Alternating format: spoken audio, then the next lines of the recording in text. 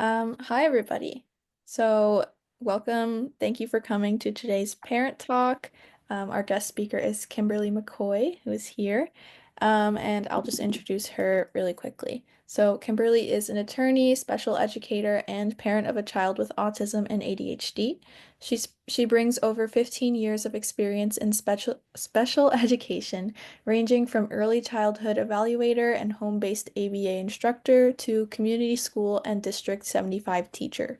She attended City College for her bachelor's and master's degree in education and earned her JD at Seton Hall University School of Law. So I'm going to pass it over to you, Kimberly, and everyone, please give her a warm welcome. Thank you so much. And I'm just gonna start this slideshow with you guys. Hold on a second. There we go. Okay, so thank you so much for that, Sophia, and thank you all for joining, understanding your rights as a parent in special education. As Sophia said, I am an attorney. I actually started out in law first. Um, It's a very long, funny story. I won't get into it. But after graduating from law school and passing the bar, I wound up going into the teaching fellows and I became a New York City teaching fellow. And me and one other woman in my cohort, we were the only two attorneys. She was from Tennessee, and she at the time had a son who had autism. Back then, they were calling it Asperger's, because this is before the DSM-5 had changed everything. And I had no children. I was just teaching. And teaching in a school is very interesting, particularly in the DOE school when you are not a parent. And then I became a parent, and then it changed my practice.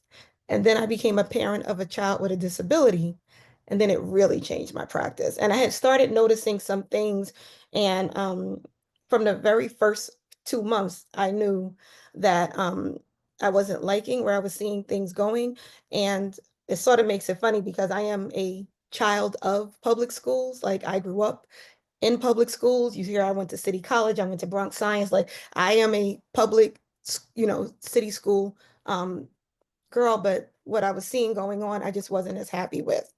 And so, like she said, my son has autism and ADHD, and he was in the Horizon program at the DOE, which is one of the best programs they have to offer if your child has autism, right? Back then they had Nest, they had Horizon, now they have AIM. They didn't have that before. And this was supposed to be one of the best. He went in there kindergarten ready. He came out kindergarten ready.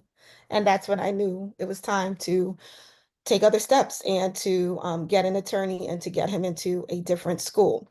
So that's what I'm going to speak to you guys about today. I'm going to talk to you about the different steps you can take when you are not liking what's going on with your child in special education, but what you can do, and everything doesn't have to be as far as go to an impartial hearing. It could be something as simple as, as I believe it was Sade who mentioned, how to advocate for your child. It could be just, how to effectively advocate for your child with school. But it's important that we know some basic things so that when you are navigating all of these systems, they are aware that you are not the one and that if there is something that is not being done for your son or your daughter, they're going to have to answer to it. So next slide. Um, so we're going to start with the Individuals with Disability Education Act, or the IDEA. Don't worry, it's not going to be too long, but this is the beginning. This is where everything starts, right? So let's say that you notice your child, little Jasmine, she doesn't seem to be, keeping up with the class. She's not getting, A's and B's. Everything is a little bit lower. You can make a referral. So the parent can make the referral, the teacher can make the referral, the school can make the referral. But even if the school or the teacher does it, the parent has to sign off because at the end of the day, that is your child. So it always has to, it starts there and it starts with the parents, right? So you as the parent would request an evaluation um, for the student or the school may recommend it, right? Because they have a child find obligation. So child find means they have a duty to identify and locate and evaluate children requiring special education services, regardless of the school your child attends. So it could be a public school, a PS 206, that's where I went when I was small, a private school or a parochial school, any school. If they're noticing things, they're supposed to go through this process. They have to make the referral. And then the district then has 60 days to complete the evaluations and have an IEP meeting. Also keep in mind, if your child is attending the DOE school, they may try to tell you that we have a process that we like to go through first. They might tell you about RTI, which is response to intervention, or MTSS, multi-tier systems of support. And they'll tell you, well, first we want to try different things. We don't want to just jump to the evaluation part. You don't have to do that. It is nice for them to they try to go through everything, but you do not have to do that. If you as the parent feel like your child needs the evaluation, you can literally bypass all of that and just write to your local CSE to get everything started. So yeah, so once again, they have 60 days to complete the evaluations and have the IEP meeting. If they deem that your child is a student with a disability and they give them one of the 13 classifications, right? Because there are 13 different classifications, your child has to have one of them so that they can receive an IEP. They then create an IEP for your child, an individualized educational program. And because the child has an IEP, they are entitled to a free and appropriate public education. So I won't get too much into the IEP, but just keep in mind there are substantive requirements, meaning the program offered by the IEP team must be reasonably calculated to enable the child to make progress appropriate in the light of the child's circumstances. And it has to be more than de minimis. It can't be, well, he was struggling with, not with math, but we were able to really get him to count to 10. You can have that argument if your child is like in preschool, but once the child is in second grade, it's like, no, that's not enough. It has to be some real meaningful progress, right? And it doesn't have to be the best though. Keep that in mind. It's a fine line that they're walking here. That's how it has to be appropriate. And that's a word that you want to keep saying. Like, as parents, we always want our child to have the best. But that's not what the DOE or these districts are required to give you. They're required to give you something that is appropriate. The education that they give your child to be appropriate for them and their circumstances. There's also a procedural requirement, and that is who needs to be present. The parent has to be present. The parent has to be present. The parent's role in the IEP meeting, they are a team. So there has to be a parent, there has to be a district representative. There will also be typically a special education teacher and a general education teacher. That's normally like about the minimum. Um, Keep in mind, like I said, it is a team effort. So you as a parent, you have a voice and you're part of the team. So they can't just do what they want to do and not listen to you and what you're trying to say. There are certain parts on the IEP, particularly in the PLOP, the present levels of performance, where they talk about academics. It's a strict part where it's like parents' concerns. There's one for academics, for social emotional, and also for physical. And that's where you as the parent, like you let your voice, you let it know what's going on with your student, what they need, where they're at. You're a part of this also.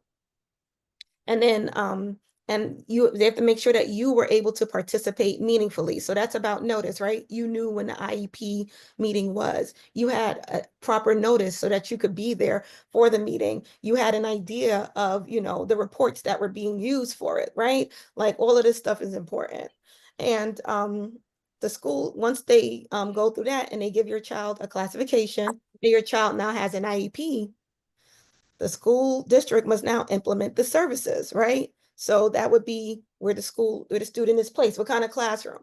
Are they in a integrated co-teaching classroom? Are they in a general education classroom and receiving sets? special education teacher support services, or are they just receiving related services? Are they, going to a 12 or an 8? That's placement, right? They have to think about that. We have to think, is the school that they're in appropriate for them? You know, should they be in a more restrictive school, like a District 75 school? Do they need something that is not quite District 75, but not quite, DOE? There's other things in between. So you have to keep that in mind. And when I say DOE, I'm sorry, I meant community schools, because District 75 is also community schools. Um, but then, those are the other things that they have to think about. And they have to think about how they're going to give your child services, how many, the frequency of the services. Just because your child is not in a public DOE school, either one of the 32 districts or District 75 or 79. Um, if they're in a private school, a parochial school, like a religious school, if they're in an independent school, your child still, they won't get an IEP, they'll get an IESP. And that's just, and those special education services will be funded by the district, because they are still required to give your child what they need. One example, I have two sons. One has autism and ADHD. He now goes to a school called Keswell. Keswell is an ABA school. I have another son, but before that, Bo went to Cook. I have another son, Charles. Charles goes to an independent school, and he had an IEP also. And his IEP, he had an IESP. And the DOE had to send somebody there to make sure he received his related services. So that's what we're talking about. And then also there's a 504 plan. And a 504 plan more just deals with the accommodations. The student has access to different things in school. So it's normally year to year, kind of like an IEP, but not really. Um, Hold on a second. My other son is trying to get in. Sorry. Yeah. So, like I was saying, so a 504 plan, it might be your child hurt themselves. They need the elevator. You could put that in a 504 plan. All of a sudden your child develops some kind of anxiety. The doctor can write a note, asking for different accommodations and different things. Those are things you could put in a 504 plan. It wouldn't require quite the same.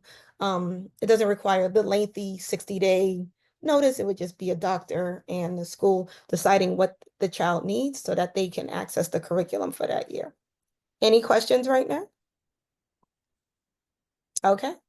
Silence is assent. I'm going to move on now. Okay. So keep in mind, now what happens if you're having problems with the services that your child is or isn't receiving? What are we going to do then? Well, the first thing I always say is to try to resolve it with the school. I say to always try to do that first, because ideally, I think that most parents would prefer that their child be able to go to their community school. A lot of parents would prefer that their child is in their community school and they get to, because it sort of gives you more community ties, right? So it is kind of nice. Like, I remember when I was growing up, I went to a school that was 2 blocks away from me. And I would walk there as a child with my little sister. And then when I went to middle school, we went to another school that was 2 blocks away. Now we just happened to have lucked out. They were great schools. We went to the schools. So, community schools can be nice. I still speak to the people that I grew up with in that neighborhood, and we all know each other because we all went to this school together. I always recommend trying to resolve it with the school first, because other processes, they are lengthy. But if you can't resolve it with the school, then the next step I would say is to go into mediation. Mediation is Mediation's funny. So mediation is something that you can get it done in like 2 to 3 weeks though. And there are certain programs that can help you with mediation, right? Like if you're in Manhattan, there's the Peace Institute. There's somebody who does it for the Bronx. There's somebody who does it for Staten Island. Every borough has their own person who helps with mediation. But the what you have to keep in mind with mediation is the parent and the school have to both agree to participate in mediation. And so that's where we sometimes run into problems, right? Because if you as a parent is like, look, I'd like to mediate this and my child isn't receiving their services, I tried to resolve it with the school, or if you felt that they needed 3 sessions of speech a week and they were only like, nah, we think they need 1. Well, you can go to mediation and they could talk about it. But if the school won't go with you and they don't agree to go, mediation is not going to be your option. But it is something to consider. And if you do want further information on mediation, I'll also drop that in the chat for you. But the last step is to file an impartial hearing. And when you file an impartial hearing, you don't have to get an attorney. You as a parent can file on your own, but depending on what the subject is, you would need an attorney. For example, like I told you, my youngest son, he used to go to Cook. Now he goes to Keswell. So these are independent special education schools. When you're literally unilaterally placing a child, taking them out of the DOE and putting them into a independent special education school, a lot of those schools are going to require that you have an attorney because the tuition at these schools tend to be really high. So that's not something I would ever recommend that you do on your own. But if it's about, my child wasn't getting the services that they are supposed to receive, right? Or my child, I feel like the setting is, wrong. I feel like there's some compensation that is owed to me. And we'll talk about that more later. Then you could do this on your own. Do I have any questions now? Okay, so I'm going to talk about an impartial hearing because that's what I do, right? So, like I said, you don't have to always get an attorney, but when you do get an attorney, there will be a retainer, depending on what you are um, what you are trying to get done. Depending on this type of relief that is sought, it will also determine whether or not you need to get an attorney. So the different types of relief are pendency, right? But that's a stay put provision. So what happens while the impartial hearing is going on? Bo, I told you he attended Cook. Every year we have to do a new hearing to make sure that the DOE will pay for that year. But what happens in the meanwhile? Well, we file for pendency to make sure that he can stay where he's at so that he can get the services that he needs while the impartial hearing officer is making a determination on the case. So you can get pendency for staying put in an actual location in a school. You can also use pendency to keep whatever services a child is receiving going on. For example, let's say that your child attends, junior high school 45, and your child is receiving ABA services, you know, um, on top of it from something that they had received before.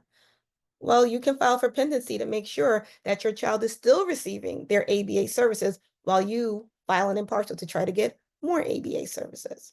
So that's what pendency is.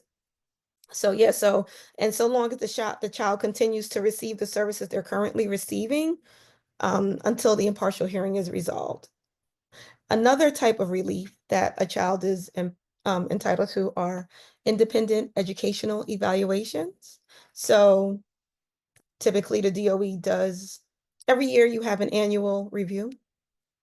Every 3 years, they're supposed to do a full evaluation to see if your child is receiving what they need. Can we change the services? Do we need to give them more services? Is this program appropriate? That's what the independent ones would do now. So if you wanted independent evaluations, meaning not a psychoeducational evaluation that the DOE does, or not the speech and OT evaluations, you want it outside. Independent evaluations tend to be more comprehensive. A neuropsych is something else. A lot of parents want neuropsychological evaluations because you want to know, well, if you're going the route to take a neuropsychological evaluation, you kind of will probably want it to be independent because when it's independent, they tend to be much more comprehensive.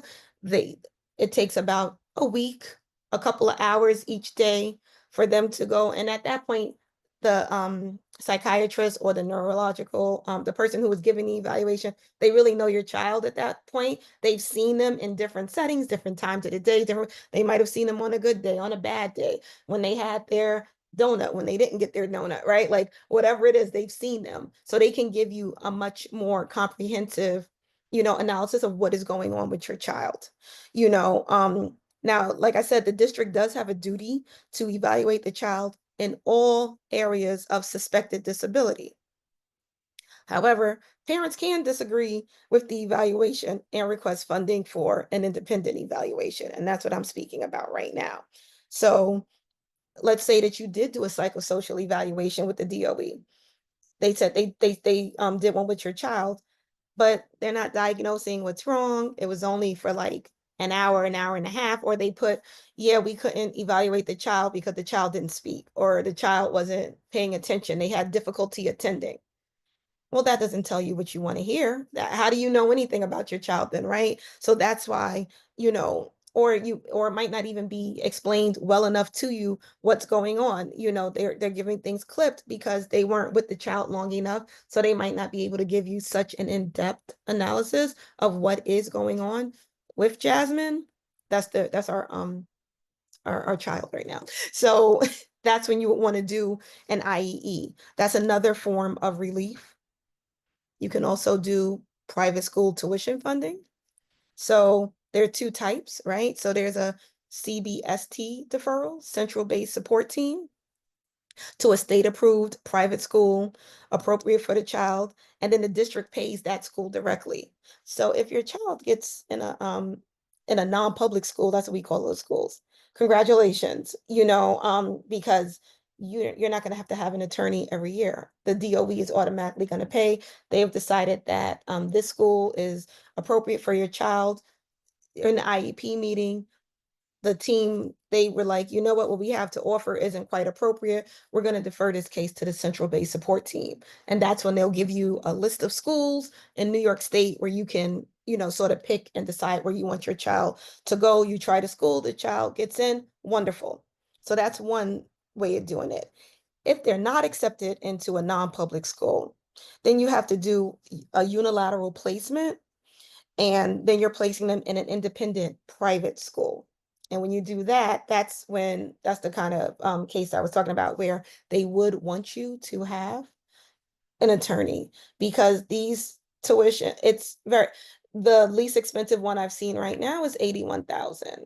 On average, these schools get into, hundreds at not six figures, I mean, some of them are $180,000. They're very expensive. So, and remember, you as a parent, you don't want to be on the hook for that should you have not filed something in time, or something silly. So that's why it would behoove you at that point to go the route of securing an attorney. um and then the district must receive a 10-day notice of your intentions to place the child in this school, the district being the DOE. So there's a letter that's written, they send a 10-day notice that, little Timmy is going to be going to, Atlas School. And then we have to write up a due process complaint. It's filed, and that's us seeking funding and whatever else we decide is a cause of action. So there can be a Connors placement. Connors is for parent either paying nothing up front or less. There's a needs-based aspect to this, right? Because if for these schools, there are some parents who are writing checks for $180,000. God bless them. I cannot. So those parents that can do it, that's great. And for everyone else, you can get a Connors case. All schools do not accept Connors cases though, or they might have a limited amount of Connors funding that they can give you. So that's why just like applying to any school, you want to apply to a few to make sure that they're there. The other type of placement is a Carter's placement, and that's just where the parent pays the school up front, and then you're seeking reimbursement, from the DOE for what you paid. So for those parents who did cut the check for $180,000, they're going to file, they want to be reimbursed for their fees put out because the DOE did not offer their child a free and appropriate um, public education. So because of that, that's why they're able to sue to get their tuition back. And there's a three-pronged test for that. I won't go too deep into that because but I can just tell you this, the school district, they have to show that they offered the student free and appropriate public education, right? So that's looking at the setting, that's looking at the services that were provided, and looking at all of the evidence that we have based on the evaluations, the school reports, the teacher reports, based off of all of that, that they give the child something appropriate. That's the first prong. If they can prove that, our prong, the parents' prong or your prong would be, you have to show that one, that the school you're trying to place the child in is appropriate for them. Doesn't have to be perfect, but it does have, it meets the child's needs, and so it's appropriate and for that child. And the third prong is equitable access. So did you do anything to prevent the school district from doing their job? Were you, not attending IEP meetings? Did you, every year, like I said, you have to go and visit a school. The DOE gets a shot every year to try to offer an appropriate program for the child. So every year, that parent, they make a recommendation to the parent, like, okay, this is where we're going to place your child. You'll see it in the form of a prior written notice. And, it'll be like, okay, we think that this District 75 school is appropriate for Timmy and an 811. And you, as the parent, did you go visit the school? Did you see if the school could or couldn't work? These are the questions, these are the things that shows that you're being open to the process, and you're not just like, no, my child needs this $200,000 school and that's all that's going to help because it's the best for them. Remember, it's not about the best, it's about what's appropriate. So another form of relief that you can get as a parent is you can get compensatory services. So compensatory services would be, let's say that, let's say that Jared was supposed to receive occupational therapy and speech and OT, but he didn't get his OT. They just could not secure an occupational therapist. Well, they're supposed to do it because remember, if it's on the IEP, that's what they're supposed to receive. So you can receive compensation for that, going back how long it was. What if we did in another form of compensation would be we filed, and got independent educational evaluations. And it was like, yeah, Jared, they put him down to receive one occupational therapy a week, but really he should have been receiving two based off of what we know from these evaluations. So we're going to go back a couple of years. And so whatever those years are that they went back, we think he should have gotten three. You can also receive that in compensation. So it's never money, but it is services. So it could be OT, it could be speech, it could be PT, it could be tutoring. You can get tutoring as compensation. For my son, Bo, when we did his compensation, the first time when he was turning 6, we got over 2,000 ABA hours for him because it was, through the evaluations, it was shown that he needed that. We got tutoring hours for him. We got OT and speech. And this is all from, and these hours are just ending now. Right. So compensation can be really helpful. I'm starting to see results. He's reading now, like, and a lot of this is coming from the tutor that he has, so these are the things that you want to think about. Compensation, it could be really it could be really helpful to a parent. And then the other thing they can do is they can change the classroom placement because that's another form of relief. The IHO, they have some wide latitude as to what they can um order for your child. So they could change the classroom placement. They can decide, what, if they think something is so egregious, they can increase the related services. They can address transportation, you know, um, they can also um, give funding for outside services. So like I said, that could be tutoring, it could be a reading specialist, etc. Things like that. So yeah, those are the different types of remedies that you could receive from filing an impartial hearing. Some of these things you can get through mediation, but like I said, the school also has to agree to go and into this mediation with you. So I'm going to stop right now because I know I gave you guys a lot. Do you guys have any questions for me?